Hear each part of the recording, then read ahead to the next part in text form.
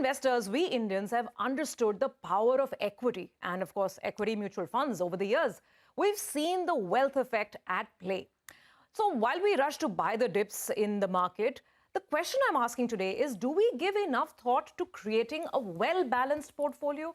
Do we give enough attention to asset allocation? Markets can be volatile and life can be uncertain. Are we prepared? What should be the asset allocation and portfolio construction strategy, not for 6 months or 1 year or even 6 years, but for long periods of time as we look forward towards planning our wealth and our finances? That is what we're discussing on the show today. And helping me answer a lot of these questions, I have two guests joining me. We have Mr. D.P. Singh of SBI Mutual Fund and Feroze Aziz of Anand Rathi Wealth. Gentlemen, thank you so much for joining in. I know I'm raising some boring textbook type questions, right? Because these days investors just want to know what's the next hot fund to buy, and they want to sort of leave it there. But that's why I think we have this show, because we want to have more in-depth conversations, ask the big questions that investors need to sort of ask themselves. So thank you so much for joining in. DP sir, let me start with you. Opening thoughts. Why is it that we need to go beyond just the next hot mutual fund? No, because see, investment is as you said, boring, but very important, very responsible thing to do, because you are investing for your future, you are investing for the next year, which is very, very uncertain. So you have to do it very, very responsibly. Don't look at it, because whosoever is looking at the hot things is likely to burn the fingers also. So don't do that. Do it in a responsible manner, and the asset allocation is the key. It's not a key, it's the key. It has to be there. So I absolutely agree with you, and that's the very good topic which you have chosen for the discussion today. Okay, so sir is saying it as clearly as he can. It is the key to good investing. Feroze, your opening thoughts. See, when it comes to investing, asset allocation is very critical, because that determines 90% of your fate of your money, point one. Point two, as longevity goes up of human beings, right? In India, the longevity of male Indian has gone up by 25 years from independence. Wow. So you have more number of years to live, and you will not work till the last breath. So you're going to be investing today to be able to live the same lifestyle you're living today. So it becomes even more important as longevity goes up. And thirdly, it's very important that you don't go for hot funds, like you said. Very, very important. See, you have to choose your objective.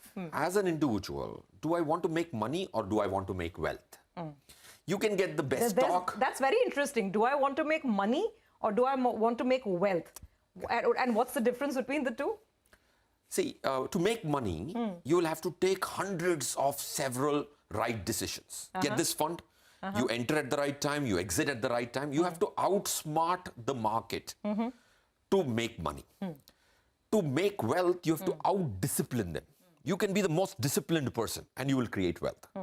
To make money, you have to outsmart people. That's a rat race which is very difficult to win.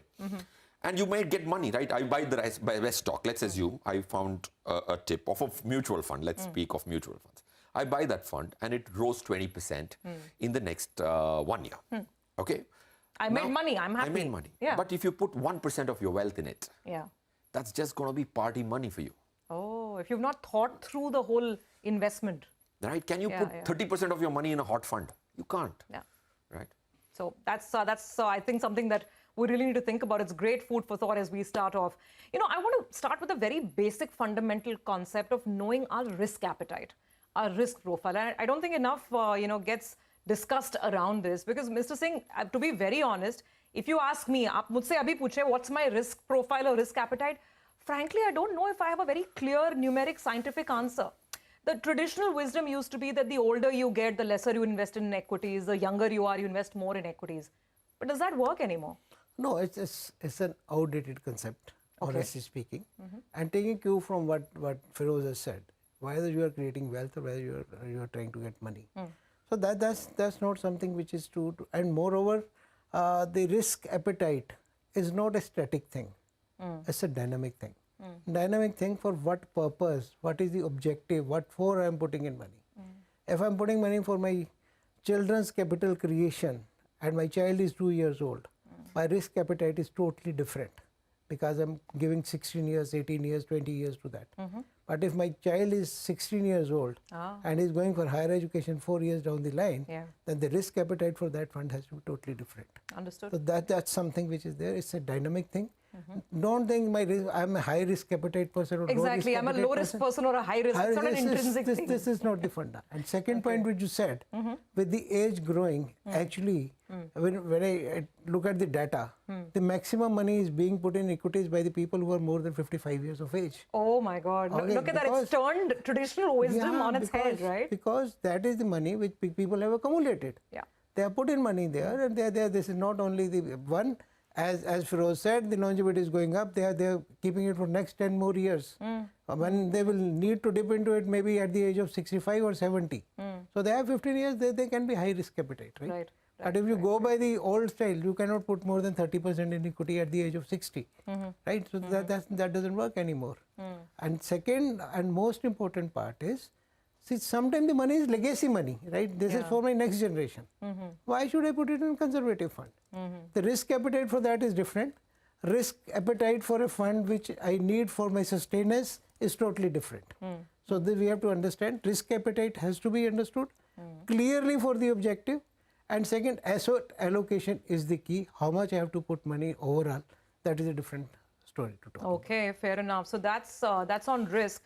You know, Feroz, I want to club this with another thing that we've typically seen. So when we talk asset allocation, which basically means that should you be in equity, should you be in fixed income, should you be having more gold in the portfolio, along with, you know, the risk appetite part of it, another thing that comes into play is what is the market doing right now? So if gold has moved up 20%, suddenly you'll hear people talking about, "Arey, mera gold allocation kam hai. Maybe I should, you know, put little bit on gold."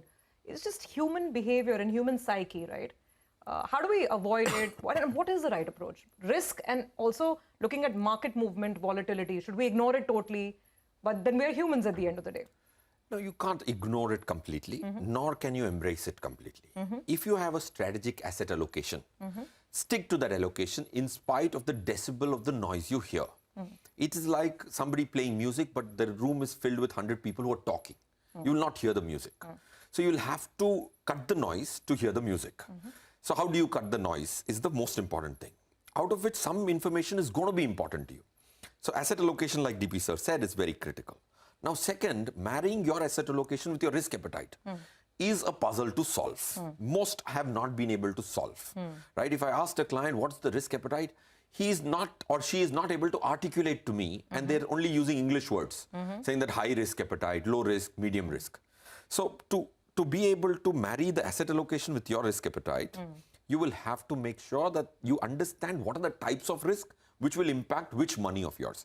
I can't agree more with what DP sir said. In fact, that was food for thought for me. We classify ourselves as high risk, low risk, medium risk. Everybody with high risk can have some money in low risk. And somebody in the low risk category will have to have some money in a high risk portfolio if it is for his retirement or her retirement. So to answer your pointed question, I personally think that you should definitely try and marry your asset allocation with the risk appetite, and that's going to be critical. If you see some asset which has done very well over the last 1 year, you will always be tempted. See, I remember having done a show with you in 2017, 1st January, 2017 or 18. The largest portion of question was, can we not have crypto in our portfolio? Because cryptos were the new hot thing in absolutely. town. And I think the viewer also asked why, because that's called recency bias. That is a very important bias which we all as investors have to fight. We will be influenced by what happened in the last 1 year. That bias is called a recency bias. Very important, and I guess going over, above and beyond those biases is the first stepping stone to have a disciplined, you know, statistical, mathematical, planned way of having a, you know, proper asset allocation in the portfolio. You know, we want to take some viewer questions as well because we've got some queries on these lines. Subhashish Day has written in this question. This is a query we got in from Twitter. So keep sending those questions. We're, you know, available on social media. Now, Subhashish is saying that, can you suggest some mutual funds for me which would have a low to moderate risk? I'm a beginner. I'm just starting out my journey. So therefore, you know, I'm looking at moderate risk. This actually plays into what you gentlemen just said, that it's not like my blood group, that it's O positive or A or B or B minus, right? But the tendency seems to be that I'm a conservative investor, I'm a low risk investor, even though I might be a young person. So I need low risk funds. DP sir, what would your answer be, and what should the approach be for someone like No, Subhashish? again, coming back, is the asset allocation, especially when he is starting his journey of investment. He should not do anything which he runs away from the market for a longer period. That's what we have seen in the past.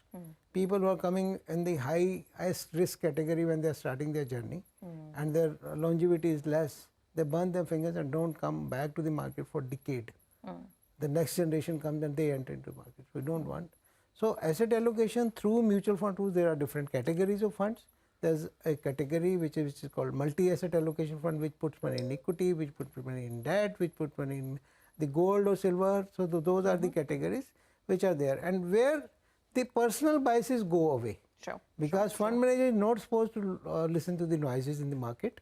He has to be disciplined. He will remain disciplined, and incidentally, I will call it incidentally underlined, these are tax efficient. Because tax efficiency should not be the reason for putting money there, but incidentally it is there. So your tax efficiency is better. Multi-asset allocation, I think, for a beginner is the best choice. So factors to keep in mind, Feroz, when you're looking at asset allocation, what are the most critical things that you should ask yourself, you should evaluate before deciding debt, equity, gold, what you need? So there's several factors, but I'll stick to only one factor to drive home the message. It's time. Okay, and generally a goal with longer periods of time should have equity. Why? Because there's not just market risk. Market ki utar chadav is what takes away mind share of an investor. But there's another risk, which is inflation risk, right? So that risk becomes a far more overpowering risk. If you had 100 rupees, okay, now whatever you could buy in 1980 with 100 rupees, today you need 4,800 rupees to buy the same commodity. Now you may be very happy that my 100 rupees has become 500 rupees in a fixed deposit. But if you take your 500 rupees to go buy that commodity, you don't get it. So time period is the most important variable, I personally think.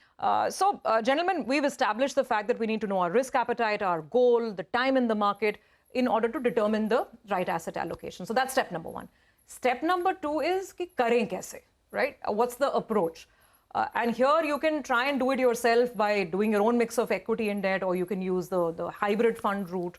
So DP sir, what is the right approach and what would you personally follow? No, I think personally I will follow, and what is more advisable to the people is go through hybrid fund, not hybrid, because of the simple reason. One, you have to live away from your biases at a particular time. And you are not expert on what is happening in the market, what are the macro indicators are telling you, what call to take in debt funds, in the fixed income, whether which duration you should play in there. And then more than anything else is the tax efficiency. Okay. Because as of the tax laws today, whatever is happening within the fund, the income generated from that is absolutely tax free for the fund. If you are doing it individually, every time you rebalance, the tax liability will trigger. Sure. But if the fund manager is doing it on the behalf of investor, nothing triggers. The tax liability will trigger only when he you're or she selling the fund, you're redeems the redeeming. fund, when he's selling the fund. Yeah. So that's the most important thing, and it's very, very important to understand, unless and until you are fully hands-on, have the expertise thing, and you can do better than the tax efficiency part also, then you can do that, but this is extremely difficult. Okay. So hybrid fund is definitely the key, and that has to be there if you are doing the right. There's a query coming in on the dynamic asset allocation category. Let me quickly take this question. This is a query from Pankaj. Pankaj Katkar is asking this question, saying, how do I determine the taxation of a dynamic asset allocation fund? How would I know if it is above 65% in equity or below? And I think that's a great question, because by nature, it's a dynamic fund. It keeps shifting between debt and equity. But you get equity taxation only when the equity component is more than 65% of the corpus. Great question, and thank you for asking this. DP sir, how does it work for these funds? See, it used to be a problem actually. I mean, maybe people are not knowing whether it is more than 60%, whether dynamic asset allocation category. But today, if you look at it, most of the funds are in the balanced advantage category. The dynamic asset allocation 2 or 3 funds used to be there, but they have also converted into balanced advantage fund, where there is a certainty to the investor that it will be more than 65% only, so they don't have to worry. Okay, so most of the balanced advantage funds are above 65% equity. And how do they play that 65%? They may not be active into the equities 65%. They can play along with the arbitrage fund, which is the active category. Sure. In the active equity category, it comes, but at the same time, it doesn't have that kind of returns, that kind of risk.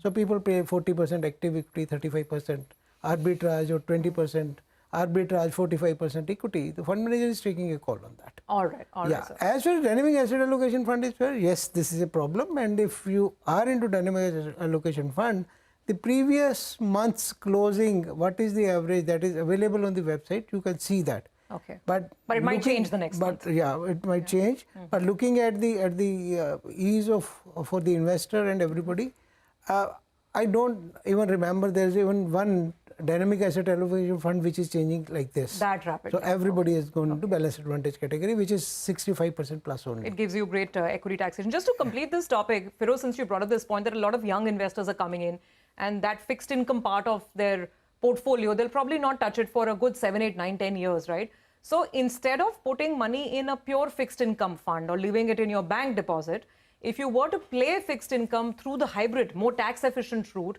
then give us 2 or 3 funds, categories, I mean, at least the category prototypes that you think make great sense if you don't need that money for at least 5 years. So I think hybrids most of the hybrids have become tax efficient. Because like DP sir said, even the 35% equity guys get taxation of equity long term, 12.5. Yeah. After 2 years. So as long as within hybrids, because there's conservative hybrid, there is balanced advantage. There's so many different types of hybrid funds, right? So it's a little complex for the investor. If you are a young viewer, be rest assured that debt is more risky in the long run than equity. Debt is the riskiest asset class where you are sure to lose. If you're going to own something for 10 years and you're sure to lose the purchasing power of your money, there are very few risks which can be near certainty. This is post-tax, you will surely not beat inflation in debt in a country like ours. So you should not be in debt for 10 years if that's your time horizon. Only like young people might also, like DP sir's point again, sorry, I'm reiterating, if there is a young person who wants to buy a car in 2 years, that's a separate portion of the money. That you have to be conservative. You can buy an arbitrage fund or a very conservative hybrid fund if you have 3 year plus. Okay. One point I'll say, in the category as you put in, there's only one category which is little tax inefficient today, which is a conservative hybrid fund. Okay. Because conservative hybrid fund, you are not supposed to put more than 25%. And if it is less than 35%, you get the marginal rate of tax. So that is there, but you will get the growth of 25%. So though for the people who are there in the lower tax category, who are into 20% category, who are into 10% category, which most of the retirees at the mid-level are, this is the best product for them. They're getting very less risk, but their marginal rate itself is 10%, 20%, 30%. Right. This is good for them. Got it. Okay, but for the highest the tax category people, then you have to go to either 35% category, which is all multi-asset fund, multi-asset allocation fund, or equity savings fund, or balanced advantage fund, or equity hybrid fund. These are the 4 funds which come into that category, 1 year or 2 year. Got it. So multi-asset allocation is typically into the 2 year category. Others are equity saving, can be 1 year, can be 2 year, depending on the equity allocation. But balanced advantage fund and equity hybrid are into the equity category. They get the equity advantage, equity taxation advantage. Okay. I think we have time to squeeze in one more viewer question. Samrat Datta, he is calling us. I think he's from Bengaluru. Samrat, welcome to the show. Tell us, how can we help you? Hi, I'm Samrat from Bangalore, and my question is, keeping a long-term horizon of 20 years for SIP, what should be the ideal mix of the portfolio with max 4 mutual funds in it? This money can be used for building a retirement corpus. Thank you. Okay. All right, Samrat, let me toss that to Feroz straight away. 20-year SIP money. He's saying, give me 4 funds. See, firstly, I think if there is a retirement objective, try and marry your objective with the objective of the fund. Now, DP sir is here, and incidentally, SBI is the largest asset management company in the country, right? So, and it's the only asset management company in my model portfolio has 3 schemes. Okay, never has it happened in the last 12 years we've had it. So, leaving that apart, so like you have an SBI retirement fund. Okay, if you marry these 2 objectives, you're more or less certain that the fund manager is also looking at really long term. What is happening of late is diversified equity funds have this tendency wanting to beat their counterparts every single month. Your objective is 20 years, right? A retirement fund will not be so hell-bent on trying to beat its benchmark or its peer group every 1 month, every 2 months. So Let me actually bring that to DP sir as well, because it's a great question that if I want to build a corpus over 20 years, I can go in a diversified equity mutual fund. Yeah, yeah. Then why should I look at a retirement solution fund? See, diversity equity fund, what the Samrat's query is basically that he is putting it for 20 years. So he is going into a fund where the uniform investor base is there who are putting money for a longer period. So the fund manager's way of investing will be different from an active equity fund where he has to look for the redemption also on day-to-day basis. He has to look for the liquidity in the fund, has to look for then as Firoz said, every time there's a pressure that this quarter I have to beat not only the benchmark but the peer set also. But then the retirement fund, when you are very objective, concentrated, good businesses, good stocks, you have created a portfolio, you need not be worried about. That portfolio over the period of 3 years, 5 years, 7 years will keep on giving the very, very good return. But only thing, keep on reviewing the portfolio, keep on reviewing the fund's performance at least every 3 years. Don't look at it every day. Okay. So this is a 3-year unit. You should look at the position of the fund. Okay, Yeah, fair enough. Fair enough. I think Surabhi, can I add one word of caution? absolutely. And the final Whenever word. you look Yeah. at a fund which is a locked-in fund, stick to the top 2 AMCs.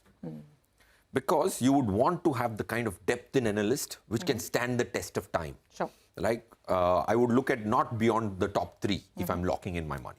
Okay, fair enough. We've run out of time, but not out of questions. But I think it's a great starting point. Asset allocation is something we need to keep in mind. We need to be disciplined in our approach and look at our goals and try and find solutions depending on the goal that we are trying to meet. Got it. Thank you so much, gentlemen, for joining in. Great to have both of you in the studio for this conversation. Thank you so much. Thank you, sir. Always a pleasure to be here. Wonderful to have you, sir.